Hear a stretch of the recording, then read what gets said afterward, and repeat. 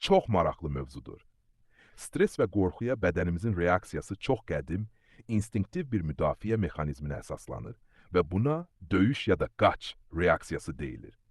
Bədənimiz necə reaksiya verir? 1. Beyində siqnal. Qorxulu və ya stresli bir vəziyyət olanda, beyindəki amigdala təhlükəni aşkarlayır və hipotalamus vasitəsilə bədənə siqnal göndərir.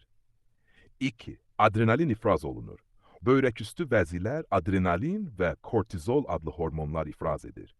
Bu hormonlar bədəni hazır vəziyyətə gətirir.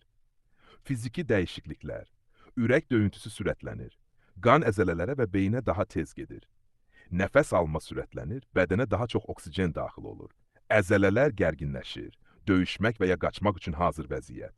Tərləmə artır, bədəni soyutmaq və stresin təsirini azaltmaq. Həzm sistemi yavaşlayır, enerji daha vacib funksiyalara yönəldilir. 4. Beyin daha kəskin olur, diqqət daralır, əsas təhlükəyə fokuslanır. Amma bu bəzən yanlış qərar verməyə də səbəb ola bilər. Uzun müddətli stresin zərərləri.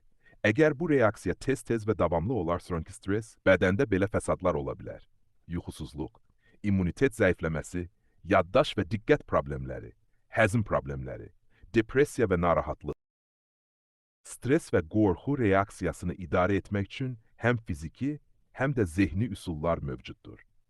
Aşağıda effektiv metodlardan bəzilərini təqdim edirəm. Dərin nəfəs alma. Necə işləyir?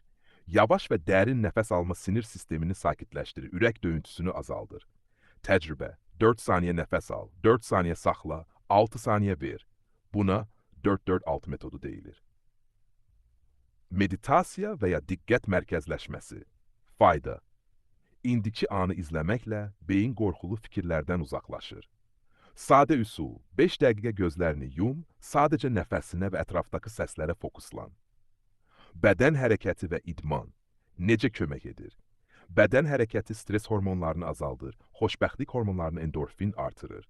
Gəzinti, qaçış, yoga və ya rəqs.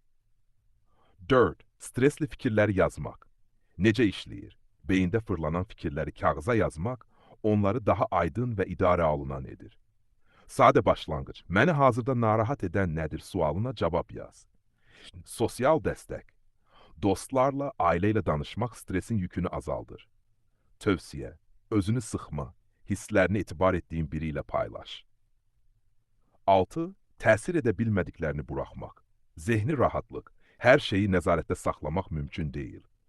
Diqqətini təsir edə biləcəyin şeylərə yönəltmək kömək edir.